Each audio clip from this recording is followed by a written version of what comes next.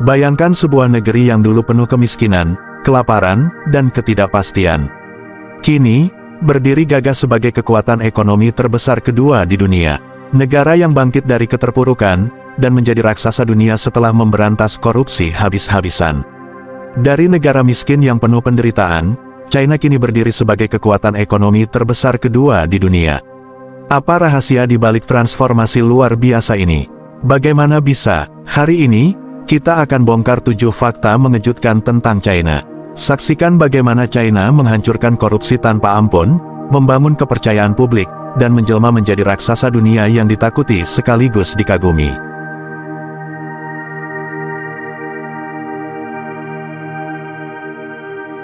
Fakta pertama, China pernah jadi negara termiskin di dunia. Bayangkan sebuah negeri yang luasnya hampir setara dengan seluruh Eropa. Namun di tahun 1949, saat Republik Rakyat China baru berdiri, negeri itu nyaris tak punya apa-apa. Lebih dari 80% rakyatnya hidup dalam kemiskinan ekstrim. Bukan sekadar miskin, tapi kelaparan, tanpa akses air bersih, tanpa pendidikan, dan tanpa harapan. Perang saudara yang berkepanjangan telah meluluhlantakkan segalanya. Tanah pertanian rusak, kota-kota hancur, dan jutaan orang kehilangan tempat tinggal. Perekonomian China saat itu bukan hanya stagnan, ia nyaris tak bergerak. Produksi industri minim, perdagangan internasional nyaris tak ada, dan mata uangnya tak punya nilai. Di desa-desa, anak-anak tumbuh tanpa sekolah. Di kota-kota, pengangguran merajalela. Sementara di pemerintahan, kekacauan dan ketidakpastian menjadi makanan sehari-hari. China bukanlah kekuatan global, ia bahkan bukan pemain regional. Ia adalah negara yang berdiri di ambang kehancuran, berjuang keras hanya untuk bertahan hidup satu hari lagi. Namun justru dari titik terendah itulah, babak baru dimulai. Babak yang akan mengubah wajah dunia. Karena dari reruntuhan kemiskinan itulah, lahir tekad yang tak tergoyahkan. Bahwa China akan bangkit, dan dunia akan menyaksikan kebangkitannya.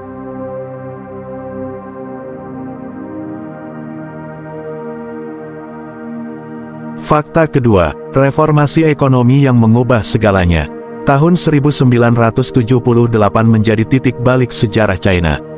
Setelah puluhan tahun terjebak dalam sistem ekonomi tertutup dan kebijakan yang mengekang, muncullah seorang tokoh yang tak hanya berani berpikir beda, tapi juga berani bertindak, Deng Xiaoping.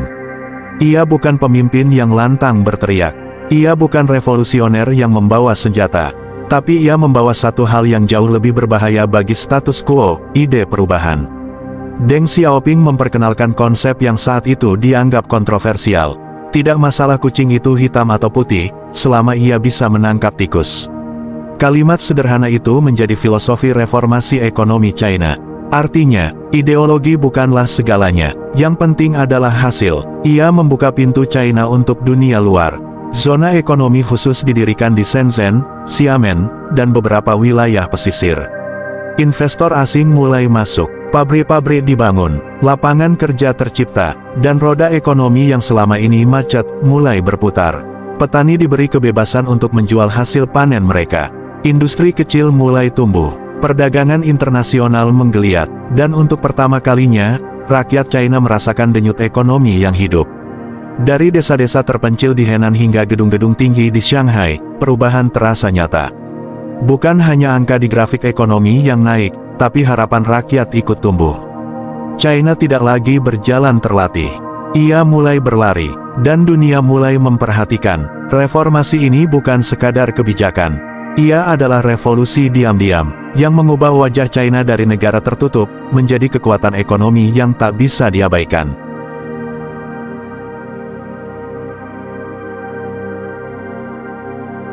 Fakta ketiga, korupsi menjadi musuh utama. Di balik gemerlap pertumbuhan ekonomi China yang melesat, tersembunyi bayangan kelam yang mengancam fondasi bangsa, korupsi. Saat uang mulai mengalir deras dan proyek pembangunan menjamur, godaan kekuasaan pun ikut tumbuh. Pejabat lokal mulai bermain mata dengan kontraktor. Dana publik diselewengkan, proyek infrastruktur mangkrak, bukan karena kekurangan dana, tapi karena dana itu sudah masuk ke kantong pribadi. Gedung-gedung tinggi dibangun, tapi kualitasnya rapuh. Jalan raya dibuka, tapi cepat rusak. Rakyat melihat, tapi tak bisa berbuat apa-apa. Karena yang korup bukan hanya 1-2 orang, tapi sistem yang membiarkan mereka tumbuh. Korupsi bukan lagi penyakit kecil. Ia menjelma menjadi kanker yang menyebar ke seluruh tubuh birokrasi. Dari pejabat desa hingga elit pusat, banyak yang lebih sibuk memperkaya diri daripada melayani rakyat. China sadar, jika ingin menjadi negara besar, maka musuh terbesar bukanlah negara lain.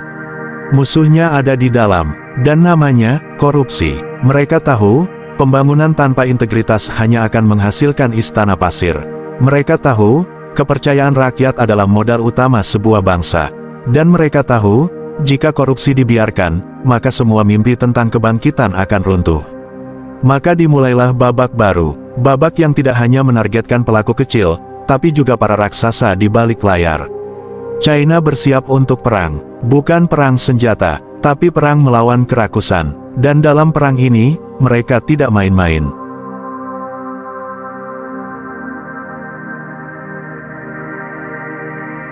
Fakta keempat, operasi anti-korupsi terbesar sepanjang sejarah. Tahun 2012, sebuah babak baru dimulai. Xi Jinping naik ke tampuk kekuasaan, dan dunia menunggu arah kepemimpinannya. Namun tak banyak yang menduga bahwa langkah pertamanya bukan diplomasi luar negeri, melainkan perang total terhadap korupsi. Bukan kampanye simbolik, bukan sekadar pencitraan. Ini adalah operasi pembersihan sistem yang paling brutal dan paling luas dalam sejarah modern China. Xi Jinping menyatakan dengan tegas, "Kita akan memburu harimau dan lalat." Artinya, tak peduli besar atau kecil, semua pelaku korupsi akan dikejar. Dari pejabat desa yang menyalahgunakan dana bantuan, hingga jenderal militer yang hidup mewah di balik seragam. Lebih dari 1,5 juta pejabat diselidiki. Ratusan ribu diadili, dan puluhan ribu dijatuhi hukuman berat. Beberapa bahkan dihukum mati. Sebuah pesan keras bahwa korupsi bukan sekadar pelanggaran, tapi pengkhianatan terhadap bangsa. Nama-nama besar jatuh satu persatu. Zhou Yongkang, mantan Kepala Keamanan Nasional, dijatuhi hukuman penjara seumur hidup. Jenderal Guo Boxiong, tokoh militer berpengaruh, juga tak luput. Bahkan anggota Politbiro, lingkaran elit Partai Komunis, tak lagi kebal hukum. China mengirimkan sinyal yang sangat jelas. Tak ada tempat aman bagi koruptor. Tak ada jabatan yang bisa melindungi dari keadilan. Dan tak ada kompromi dalam perang melawan pengkhianatan moral. Operasi ini bukan hanya membersihkan birokrasi. Ia mengembalikan kepercayaan rakyat. Ia menunjukkan bahwa negara ini serius membangun masa depan yang bersih dan kuat. Di balik layar, ketegangan memuncak. Intrik politik, perlawanan diam-diam, dan ketakutan menyelimuti banyak pejabat. Tapi Xi Jinping tetap melangkah. Karena bagi China, korupsi bukan sekadar masalah administratif. Ia adalah ancaman terhadap eksistensi bangsa. Dan dalam perang ini, China memilih untuk menang. Dengan segala risiko, dengan segala harga.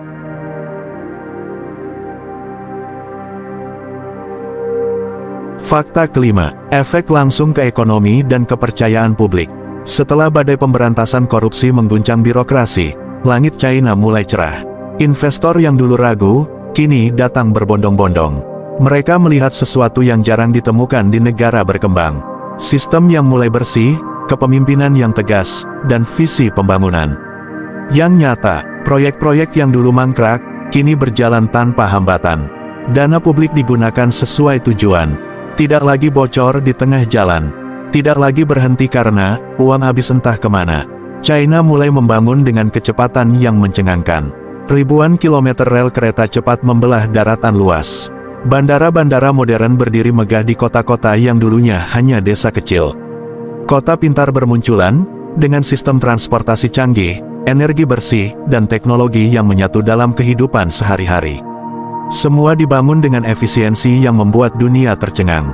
Bukan hanya cepat, tapi juga tepat.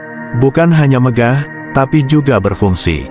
Rakyat mulai merasakan dampaknya. Akses pendidikan meningkat, layanan kesehatan membaik, lapangan kerja terbuka luas, dan yang paling penting, kepercayaan terhadap pemerintah mulai tumbuh kembali. Bukan karena propaganda, tapi karena bukti nyata di depan mata. China menunjukkan bahwa pembangunan bukan sekadar angka di laporan ekonomi. Ia adalah jalan raya yang menghubungkan desa ke kota. Ia adalah sekolah yang berdiri di pelosok. Ia adalah rumah sakit yang melayani tanpa diskriminasi. Ketika korupsi disingkirkan, ruang untuk kemajuan terbuka lebar. Dan China memanfaatkannya dengan penuh keberanian. Negara ini tidak hanya membangun infrastruktur. Ia membangun kepercayaan, ia membangun harapan, dan ia membangun masa depan.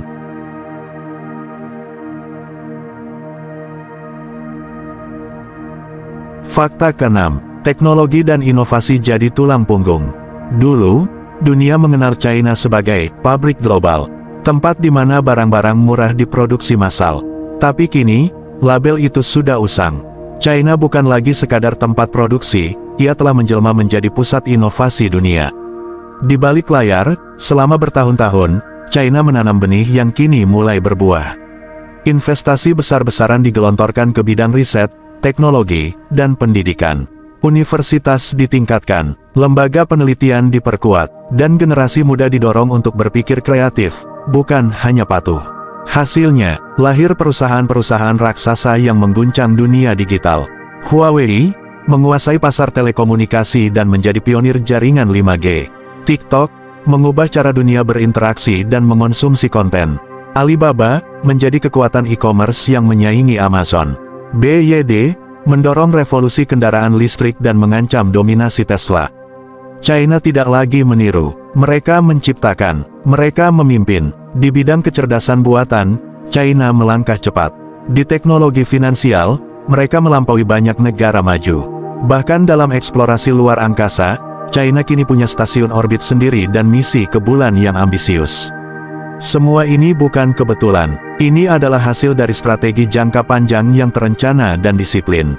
China tahu bahwa masa depan bukan milik negara yang kuat secara militer, tapi milik mereka yang menguasai data, teknologi, dan inovasi.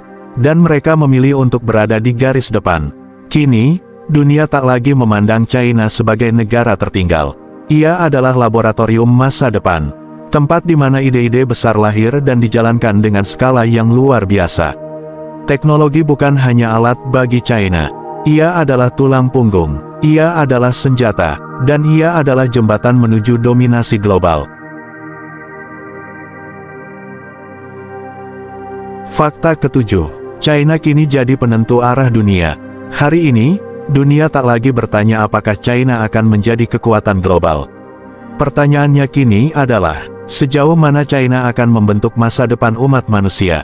China bukan lagi sekadar negara besar dengan populasi terbanyak. Ia telah menjelma menjadi arsitek baru dalam geopolitik, ekonomi, dan teknologi dunia. Keputusan yang diambil di Beijing kini berdampak langsung ke Washington, Berlin, Jakarta, bahkan ke pelosok Afrika. Lewat inisiatif ambisius seperti Belt and Road Initiative, China membangun jaringan infrastruktur lintas benua. Pelabuhan, rel kereta, jalan raya, dan pusat energi dibangun di lebih dari 60 negara. Bukan hanya proyek ekonomi, ini adalah strategi diplomasi, pengaruh, dan dominasi. Di bidang teknologi, China tak lagi mengejar, ia memimpin. Kecerdasan buatan, robotika, blockchain, dan kendaraan listrik, semua menjadi medan tempur baru, dan China berada di garis depan. Mobil listrik buatan China kini membanjiri pasar global. Startup teknologi mereka menyaingi Silicon Valley. Dan sistem pembayaran digital mereka sudah jauh melampaui banyak negara barat. China juga mulai bicara soal tatanan dunia baru. Mereka menantang dominasi dolar, mereka membentuk aliansi ekonomi alternatif. Dan mereka menawarkan model pembangunan yang berbeda dari Barat, model yang berbasis disiplin, efisiensi, dan kontrol. Tapi semua ini tidak terjadi dalam semalam. Ini adalah hasil dari transformasi panjang. Transformasi yang dimulai dari kemiskinan, diperkuat oleh reformasi, dibersihkan dari korupsi, dan didorong oleh inovasi. China menunjukkan bahwa perubahan bukanlah mimpi kosong. Ia adalah proses, ia adalah perjuangan. Dan ia adalah pilihan. Pilihan untuk tidak menyerah. Pilihan untuk melawan penyakit dalam sistem. Pilihan untuk membangun masa depan dengan tangan sendiri. Kini, dunia menatap China bukan dengan rasa iba, tapi dengan rasa waspada, dengan rasa kagum, dan dengan rasa hormat. Karena China bukan lagi penonton sejarah. Ia adalah penulisnya.